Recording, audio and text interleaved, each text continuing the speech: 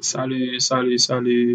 Bienvenue à la deuxième vidéo qui marque la suite de la réalisation de localisation de zone. Alors, nous sommes ici arrêtés à la première vidéo ici.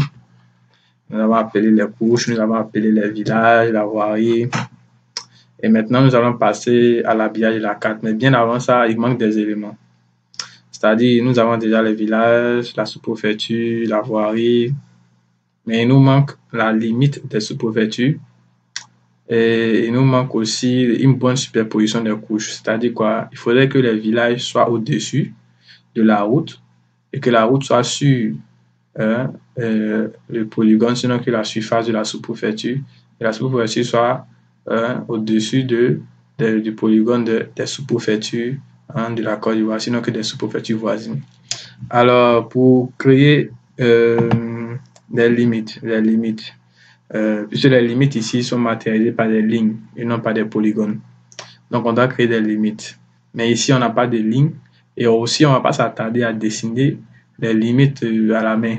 Alors, comment faire pour aller encore plus rapidement?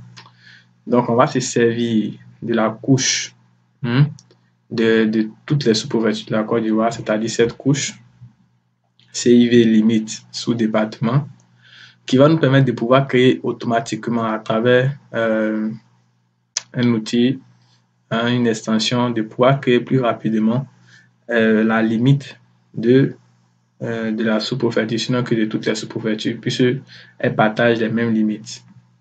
Donc, sur ce, on va commencer à créer. Pour cela, nous allons dans le menu vecteur. Nous allons ici dans le menu outils, dans le sous-menu qui est outils de géométrie. Et on vient dans polygone à ligne. Alors ici, comme je l'avais dit, l'objectif c'est de transformer toute la couche des limites de Côte d'Ivoire, de sous-préfecture, qui sont des couches polygonales, en couches linéaires, de sorte que les lignes se superposent sur les polygones pour former des limites communes, pour qu'on puisse lire la même limite pour toutes les sous-préfectures.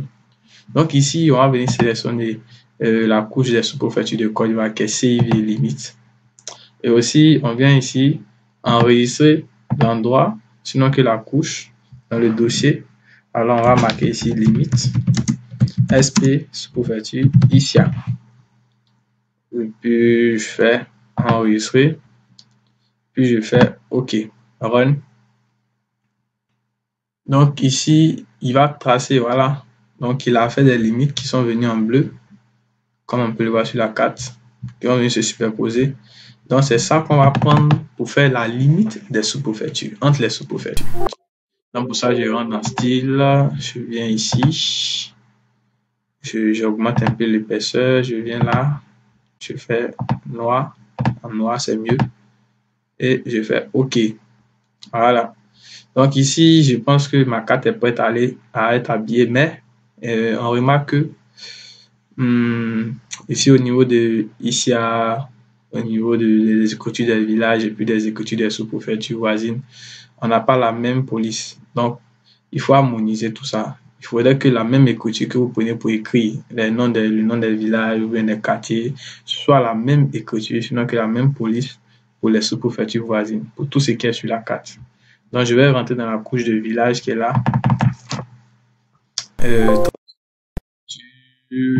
Ici, je vais mettre ici nous la police. Je vais chercher Damio Romain comme le premier, comme l'écriture des sous-préfectures voisines. Et je fais OK. OK, donc ici j'ai changé les écritures. Maintenant, si on remarque bien, on voit ici que les villages sont en bas de la route. Les villages sont en bas, comme si la route passe sur les villages. Et nous avons aussi dit précédemment que on doit mettre les villages en noir. Les villages doivent être en noir, comme ça. Donc, on va changer et la couleur des villages, des points qui matérialisent les villages. Et aussi, on va superposer. Mais bien avant ça, on va superposer.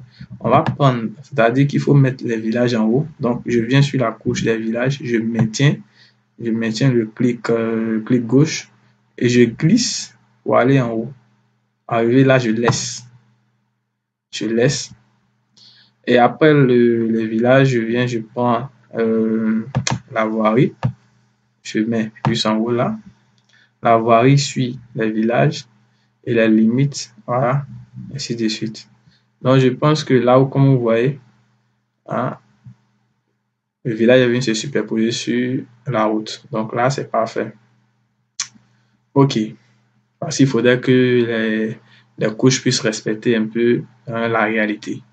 Quand on construit les routes, les villages sont dessus, les villages sont pas en bas de la route, mais plutôt sont sur la route ou bien aux abords de la route, mais pas que la route est au-dessus des maisons. Donc, on a fini là, on va maintenant changer. On va changer la couleur du point et on va passer à l'habillage tout simplement. Ok, on peut aussi agrandir la taille du point, mais je vais laisser ça comme ça. Ok. Donc ici, j'ai fini les éléments de ma carte. Voilà, s'il y a d'autres éléments, cours d'eau, vous pouvez couper aussi, c'est pareil. Les cours d'eau, on coupe aussi les cours d'eau. On coupe tout ce qui est forêt, pareil. Vous n'avez qu'à appeler la couche. Et une fois que la couche est là, vous découpez la couche pour qu'elle puisse correspondre à l'entité à laquelle vous consacrez pour faire la cartographie. Donc, ici, j'ai fini d'appeler tous mes éléments. Je vais passer à l'habillage de la carte. Donc, ils disent, pour habiller la carte, il faut créer un composant d'impression. Comment créer un composant d'impression? C'est ici. Ici, un nouveau composant d'impression. Donc, je clique là. Et on me demande de nommer le composant d'impression. Donc, je vais mettre par exemple sous-préfecture de Issia. Un exemple. Pour reconnaître, puis on peut créer plusieurs composeurs pour habiller plusieurs cartes. Ou bien habiller la même carte, mais avec différentes thématiques ou même différentes variétés. Donc, je fais là, sous-préfecture Issia et je fais OK. Donc, automatiquement, QGIS m'emmène sur la page, sur une nouvelle page. Mais ici, je vois que cette page est différente de l'autre. Donc ici, on a deux pages. On a une page où on crée la carte qui est là. Et on a une autre page qui est où on habille la carte. C'est là que le composé qui est ici sous préfecture d'Issia. Alors, la feuille est venue, elle se présente ainsi. Je dois appeler ma carte. Je dois venir habiller, c'est ici qu'on habille la carte.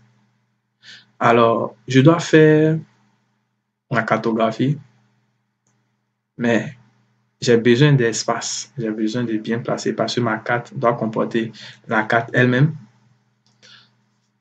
deux médaillons, c'est-à-dire un médaillon pour localiser ma localité, soit dans le département concerné, et puis au niveau national. Donc, je dois avoir au moins trois cartes, deux médaillons et la carte elle-même, y compris la légende. C'est-à-dire que je dois créer un grand espace, ou bien je dois dégager de la place sur ma feuille. Alors, comment faire pour dégager la place? Sinon, agrandir la feuille pour que tous ces éléments puissent contenir sur la page et qu'après je puisse l'exporter en image. Donc, pour cela, je viens ici dans Composition. Je viens dans Configurer. Je viens sur Personnalisation. Et je vais par exemple donner des valeurs comme ça, 300. Et puis j'observe un peu la carrure, et comment ça évolue, comment les choses évoluent. Donc je prends là 300, je prends hauteur 400. Et je viens taper. Voilà.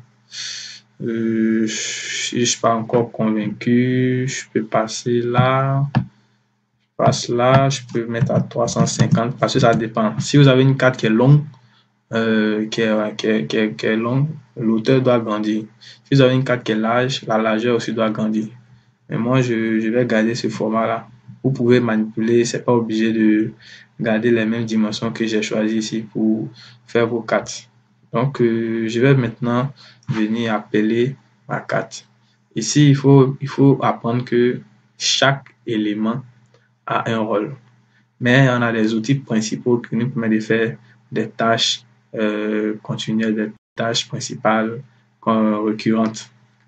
Ici, comment faire pour appeler la carte qui est là-bas sur cette feuille? C'est ici, avec cet outil qui est ajouté une nouvelle carte. Et lorsque j'ai la carte, ou bien j'ai appelé l'échelle. L'échelle, comment l'appeler? C'est ici, l'échelle numérique et graphique plutôt. l'échelle graphique qui est là, l'échelle en bas. Et ici, c'est là qu'on vient appeler la légende de la carte. Ici, c'est pour écrire un texte, un message, un nom, par exemple. Ici, c'est pour appeler une image. Et c'est ici aussi qu'on vient pour appeler le nord géographique sur la carte. Après, je vais vous montrer à quoi ça sert, ou bien comment ça fonctionne. Ici, on vient pour appeler la carte, comme je viens de le dire. Bon, là, je ne sais pas trop, éditer nœud des éléments. Ici, on prend cela, lorsqu'on sélectionne, c'est pour déplacer l'intérieur de la carte.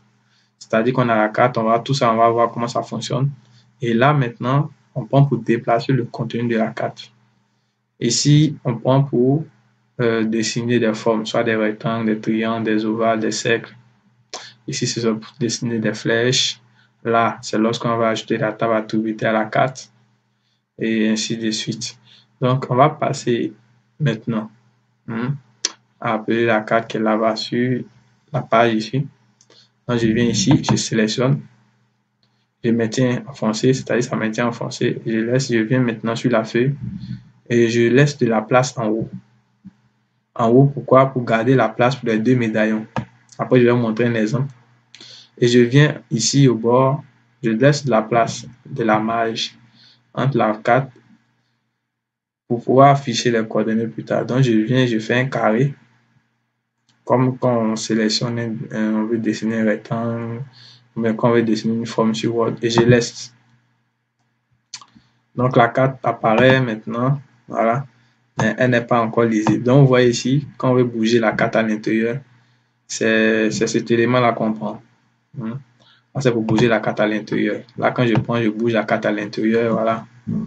Maintenant, si je veux déplacer la carte en entier elle-même, là, je la prends. Voilà. Je prends ce qui est là. Je déplace la carte en entier. C'est cet outil-là qui permet de faire ça. Donc, ici, moi, je vais m'intéresser à ma carte. Je vois que ma carte n'est pas visible. Sinon qu'elle est encore loin. Donc, comment faire pour la rendre, pour l'agrandir, sinon que pour zoomer. Ici, c'est difficile de zoomer parce que si vous zoomez, ça zoome sur la page et non dans la carte. Comment faire? Je viens dans propriété de l'objet.